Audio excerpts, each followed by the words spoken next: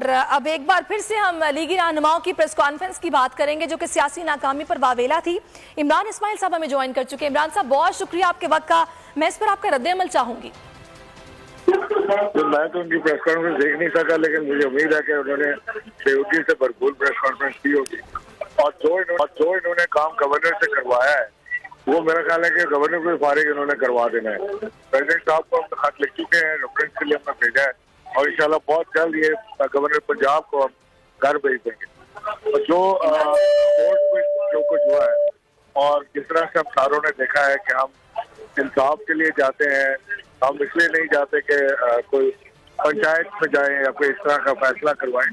हमें तो जो कॉन्स्टिट्यूशन ऑफ पाकिस्तान के मुताबिक चीज है उसको फैसला चाहिए। मुझे उम्मीद है कि हमारी जो जुडिशरी है, जो हमारे मौजूद जजेस साहिबान हैं, वो फैसला करेंगे मेरिट पे, जो कानून के मुताबिक फैसला होगा। और इसी में हमारी जीत है। हम पाकिस्तान तहरीक इंसाफ हमेशा कानून की बालादस्ती पे यकीन रखती है और हमेशा इमरान खान ने इसी के तहत चलने की कोशिश की। चाहे